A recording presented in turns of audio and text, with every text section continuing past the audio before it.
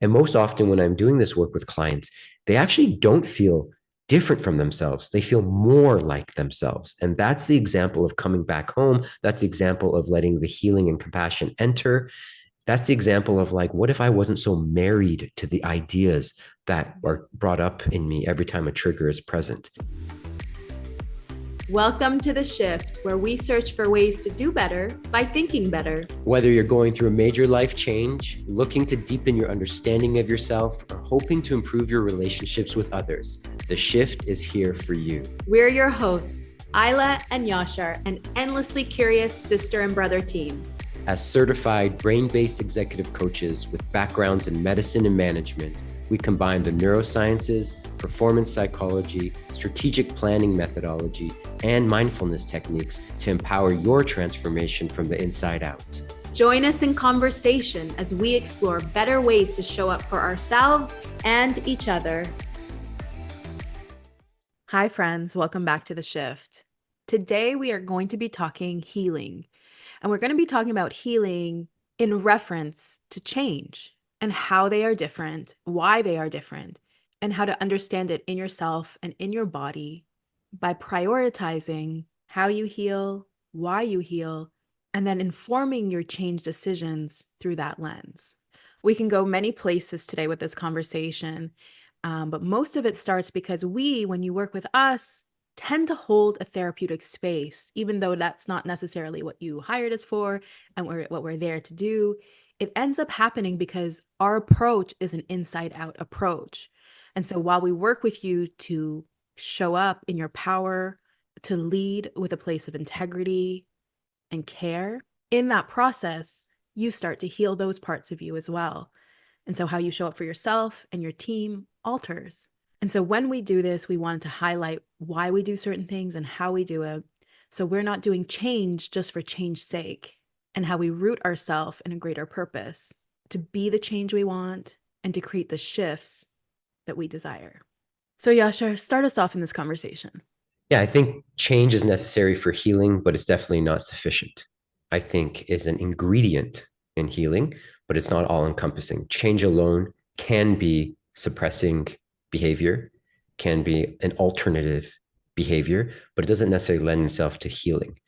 Because for me, the definition of healing is causing less harm inwardly and outwardly. Okay, let's do that one again, because I think that this is really important. It's the root of how we work. It's the root of what we're talking about in this conversation. So let's repeat that line again slowly so it really absorbs how important it is. The thesis of the work, as you put it, Isla, that we do, and the work I try to do with myself, and we will talk about how that could be quite difficult at times, requires healing to cause less harm inwardly towards myself and cause less harm outwardly towards one other person or the community of people that I may be struggling with, an idea I may be struggling with, whether it be personal, political, professional. If I am causing harm, then I'm not in a place of healing, or at least I'm not coming from a place of healing. And the first part of that equation is critical because I think people kind of jump to the second and jump the self part. So let's say that first part one more time, just the part about self. Healing means causing less harm inwardly. If we stay there for a second, what I go directly to is, even when you're working with us in this coaching modality, what we're asking you to first do is do the visualization and come up with your values and your core words, and they become your anchors. So I feel like that idea layered on top of what you said builds that inside out approach from the core. So this becomes your anchor, it becomes your compass, it becomes a reason why you're doing what you're doing.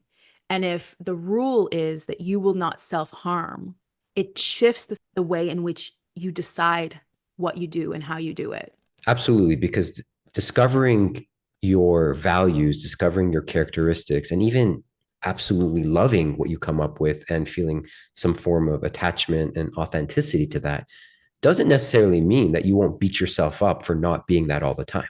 And that, in fact, can cause more of a divide, because you can say, okay, well, I have these thoughts, I have these ideas, and sometimes I'm like this, but other times I'm completely the opposite. So I must be broken, I must be unable. And that alone is the definition of harm. And it's not me arguing that you should never have those thoughts. It's not about what you should or shouldn't think. It's about how you interact with the thoughts. Absolutely. I think right now is a great place to plug some previous episodes.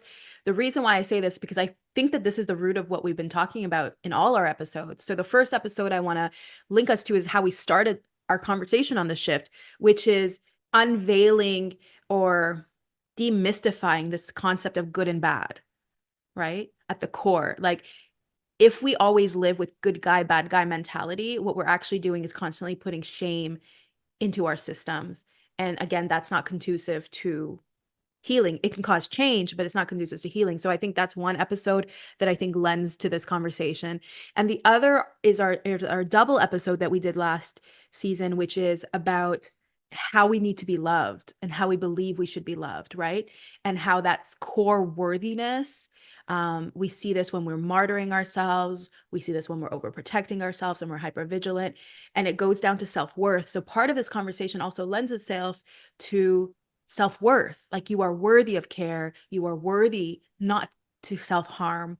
And I think that is also those three episodes in particular feel like great spaces to start this conversation with yourself, in the sense of they make the roots of why we are cultivating this tree like this.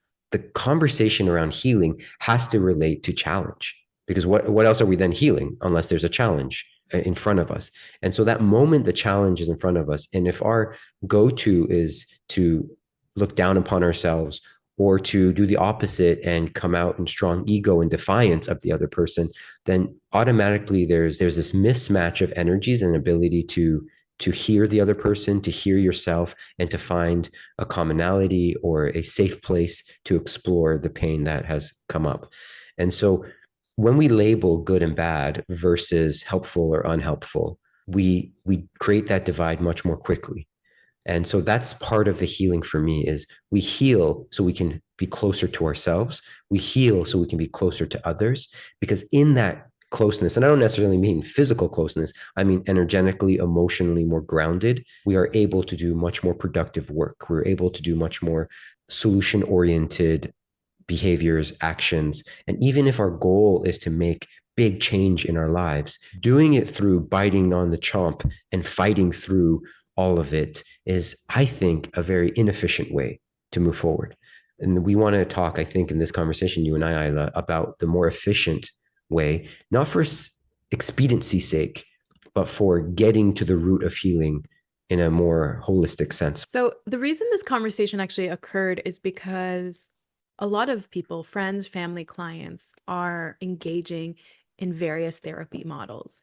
And I think that's amazing that mental health is prioritized, that we are able to have these conversations openly and people are taking real care of themselves. But some of the conversations cause concern in me. And what I mean by that is, I found that some of these traditional therapy models were prioritizing change. And what that means is that we were focused on behaviors and then the alternative to that behavior. So on surface, that doesn't seem problematic. But when I was watching these play out, I noticed that what was happening was that behavior was shown that was deemed unwanted, and then an alternative behavior was presented as preferred, and methods were created to create that change. Over time, what it created was a sense of shame, because the time wasn't spent to understand the behaviors, understand why the change was necessary, and heal the root of why those behaviors were taking place at all. And it kept reiterating this good and bad model. And so when I step back from that, and when you were working with us, you'll find this in our conversations, is I lean deeper into the question of why, coming at it from a neutral stance without judgment of, why are we doing this? How is it serving us? Is it serving us a year from now? Will it bring us closer to what we want? And getting curious about the seeming problem, not seeing it as a problem to begin with, started creating shifts. And those shifts are where the real healing began. And so why this conversation was so important to me when we are with our clients and I'm noticing these things is that the goal here is to create shifts that are anchored in your knowing. The goal here is for you to be in your power and define that power with your own values and standards. And the stronger we can make your roots in your own becoming, the easier it is to create the changes that are actually aligned for you. This process, from an outsider's perspective, looks slower. It is slower because we're taking our time and understanding things. So, from an efficiency standpoint, if we think about our last episode about urgency, it's not encouraged. We want change for change's sake, check these things off a checklist. But healing requires a different type of conversation. It requires us to step back a little bit, get curious about what's happening, and then redefine our boundaries with ourselves and others on how to let that healing occur. And so this is an important part of this conversation. So if you are in certain therapy models that feel like you are not able to create the shifts that you're looking for, it might be something to look at. Other therapy models, however, that prioritize, your somatic response are able to marry the change and the healing together. Family systems therapy is a perfect one that really allows you to see all your parts and all your actions without a lens of shame and to integrate them into the changes you want to see. So it's just a great thing to consider when you are taking care of yourself, to ensure that the modalities you're using to take care of yourself are not harming you and are actually empowering you in the ways that are most aligned. At the core of everything you said, in my understanding, is this idea of how we attach ourselves to the thoughts that we think. At the core of everything you said is how we interpret what comes into our minds, the feelings that come into our bodies, and the past experiences we've had, and the future predictions we create based on that. And so anytime true healing needs to occur, we have to take what you said, Ayla, and boil it down to the idea of, can I face the thought, I'm broken, I'm incapable, I'm lacking something? Or if we look at other people, that person hurt me, that person doesn't respect me, and ask ourselves, is that the problem, or is my attachment to the thought that I'm having and the attachment to the experience that I'm having the biggest pain? What I mean by that is sometimes we get so caught up in the thoughts about the thing that we don't leave room to find a place of space, breath, and wisdom within ourselves to be able to understand what the experience is outside of all the labels that historically have been put on it. And when I look at healing from a macro lens, I can't help but keep coming back to the idea that most often we don't heal because we're so vigorously attached to the thoughts that come up. And that's what creates and recreates the pain for us. And we don't have the tools or the understanding to create space when this pain comes up. In scientific terms, they say, name it to tame it. The reason they say name it to tame it is because you go from an emotional standpoint, an emotional viewpoint, and turn it into a logical explanation or a logical labeling.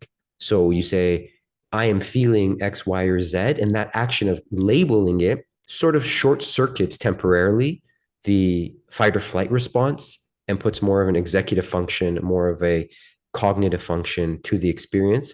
And that's why, one of the many reasons why it can be helpful in slowing down the response. However, if we look traditionally at all healing modalities that have come from some form of meditation and breath work and body work, those seem to have the most benefit, as you said, Ayla, with somatic work, because they're actually teaching us how we can create space with this vigorous attachment to the thought or the experience. They're teaching us how, yes, name it to tame it, but more than that, how to go inwardly so our nervous system has an opportunity to stop and to stay present, even within the challenge and the pain, without acting, without speaking, and learn how to sit more comfortably in what's uncomfortable, to learn to be with myself longer than to automatically behave in a way that either, again, causes more internal, external pain or suppresses what I'm feeling for the betterment of what I deem to be the betterment of the community, the relationship, the outward approach that I'm hoping to uphold. And so we have to take this very seriously if we want to talk about healing in a real way. You cannot heal through my estimation, through the science, through the work I've done personally and professionally, without creating space away from the thoughts that keep you trapped in the pain. And asking ourselves to do that requires a lot of work sometimes. You may need support with that work, hence certain therapies, coaching, friendships, intimate relationships. Like that's okay.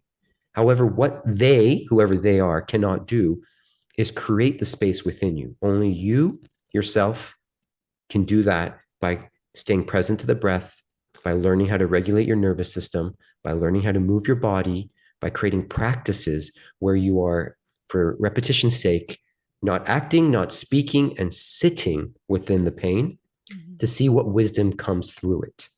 Right. That your body is your compass and it's giving you information. It's not your enemy. And that to heal this, you have to transmute it. And to transmute it means you have to feel it. And so avoiding it, what it's doing is putting it in a storage bin inside your system to fester and ferment, to explode at another time.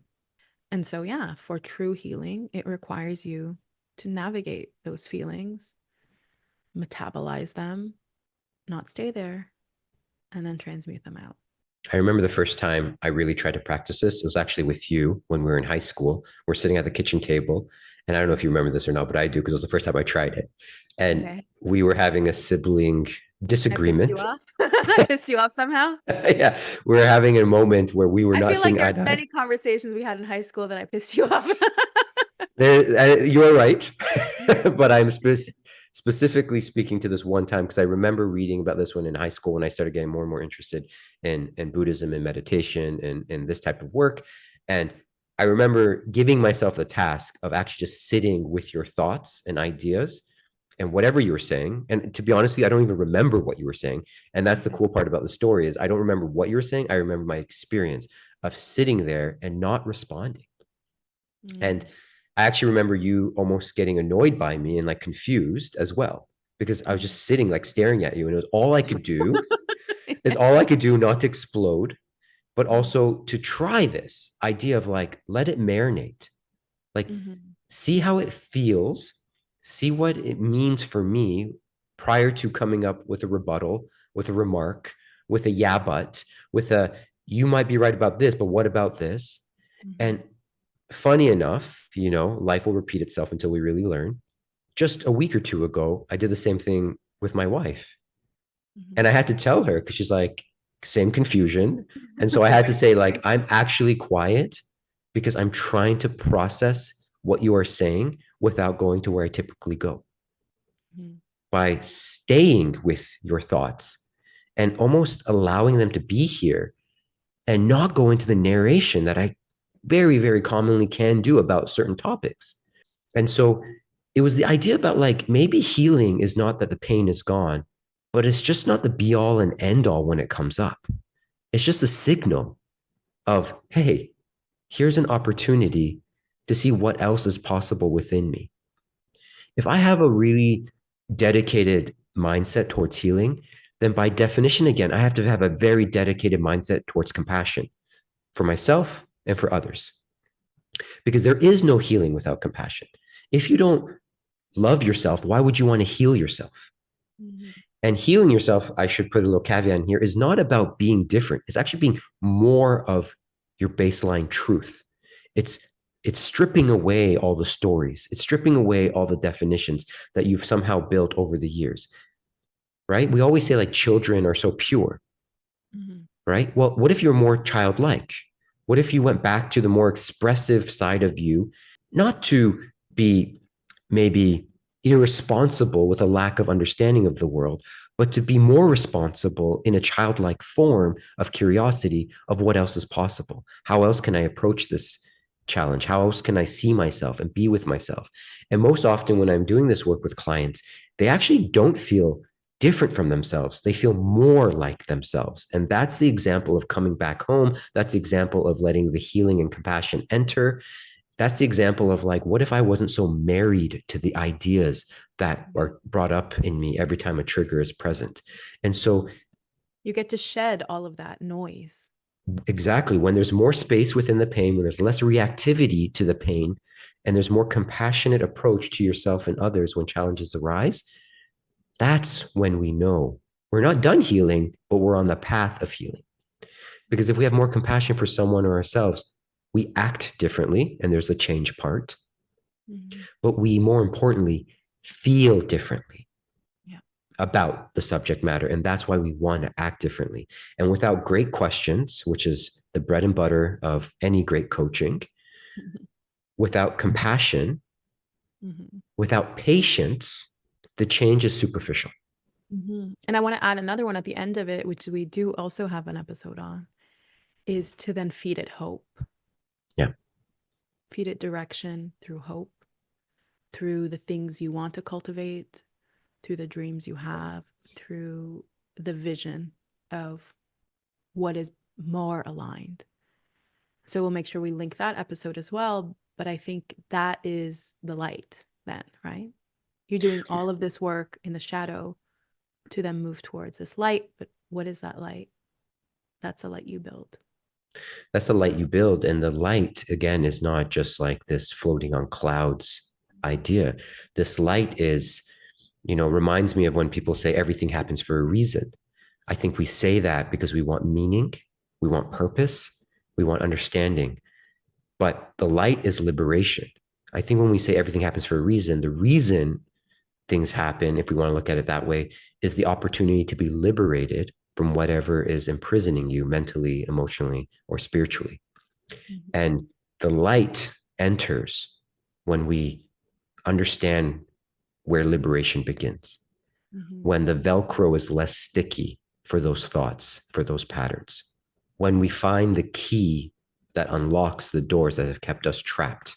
Yeah. Especially when we are globally seeking that liberation, when we were globally seeking freedom, it's important to know that the source starts from within. And that point is so incredibly important because myself included, and so many others that we've had this conversation with, automatically we jump into the idea of, well, I don't want to be a doormat. There's so much going on in the world that I see that is injustice, that is hurtful, that is harmful. You don't have to look very far to see that everywhere, whether it's human rights to animal rights and everything in between. There's so much going on that people feel passionate about. We have to return then to the thesis of healing. Is it truly healing my behavior, my words, my feelings, if it's causing internal and external harm in any way? And so the high level standard of this conversation comes down to the idea of, can I see the humanity in somebody I completely disagree with? And then can I feel their pain, empathize even with their point of view, while also holding steady and true to my point of view so that I can share that with them, so that we can come to an agreement that just the conversation alone about that person's pain and my pain living together in the same scenario, in the same world, is a healing conversation. It doesn't mean things will, again, change right away. In fact, they don't. And that's a problem for us, right? Because again, we want expediency, we want things to move ahead. However, can we even expect change to happen if we don't see the humanity in ourselves and other people?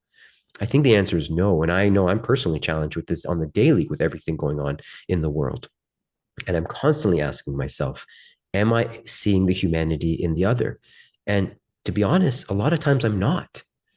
So it brings me back to my breath. It brings me back to my meditations. It brings me back to the idea of, am I reacting in a way that's causing inward and external harm? And so this is a lifelong process. I don't think anyone's ever done healing. I think we just get better at it. We catch it more quickly. We allow ourselves more space. And when we require boundaries with ourselves or with others, we do it in a more loving way. We do it in a way that preserves their humanity and ours. Mhm. And creating space from someone who mistreats you doesn't mean you're not healing, right? Saying no to something that doesn't feel right for you doesn't mean you're not healing. And that's what I hear a lot of times. Doesn't mean you have to be permissive and just let it all go and kumbaya. It actually means not attaching harmful remarks, feelings, behaviors to the boundary. But maintaining it when necessary. Because Exactly. again, as we started this conversation, the first and foremost, you choose yourself in your healing and reducing harm within yourself. Back to that martyr episode that we had, that is not the pathway. So I think at this point, it's a good idea to provide a few references to help ground this conversation. These are references and people that I've used in the past and currently to help me shape my ideas around healing. One of those people are Pema Chodron. She's a Buddhist teacher, meditation teacher. Her work obviously references the Dalai Lama, but also Martin Luther King and Gandhi. And I find the way she teaches is really helpful because she takes these ideas that can sometimes feel less tangible and make them tangible. So she's a great person to look out for. Another person is Byron Katie. You can just Google her. There are many different pieces of work that are useful that she presents. And then one of the books that really I keep coming back to is a book by Michael Singer, and it's called The Surrender Experiment. It's a story about his life, but takes a lot of the concepts we have talked about, takes a lot of the concepts of the previous two women that I've referenced and puts it in story form about his life and how he puts it into practice. And it's a great way of understanding some of the principles in somebody's almost autobiography in the way he writes the book. So those are three references that may be of use for you. Beautiful.